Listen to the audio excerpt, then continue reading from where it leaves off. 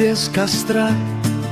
Какой же был поход, лишь звезды да река, да ночь наоборот. Огонь трещал в дровах, дышал живым теплом и будто звал к себе забытым языком. Сидели у огня, и каждый видел в нем то детство, то друзей, то старый отчий дом.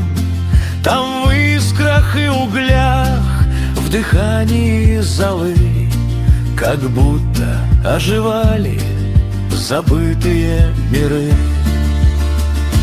А костер горел, и ночь была живая, и гитара тихо спорила с рекой. Мы тогда еще не думали, не знали, что однажды станем будто не собой.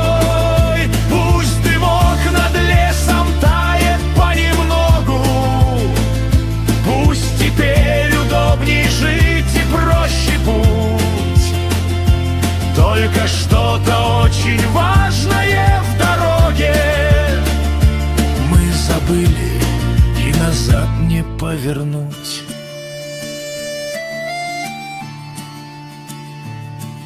Теперь все по-другому, газ и легкий быт, ни копоти, ни дыма, и костер забыт. Не нужно долго бревна мокрые таскать, и чайник закипает не жизнь, а благодать. Наверное, это правильно, где пламя, там беда. Бутылки, банки ржавые, весенняя трава.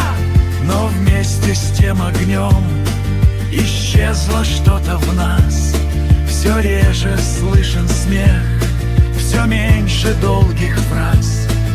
Теперь на берегах ни песни до утра, а низкий гул колонок вместо света костра. И стали мы практичнее, увы, тут спору нет. Да только в наших душах словно выключили свет, и как будто рвется нить незаметно по чуть-чуть, та, что к ветру и земле помогала нам прильнуть. Тогда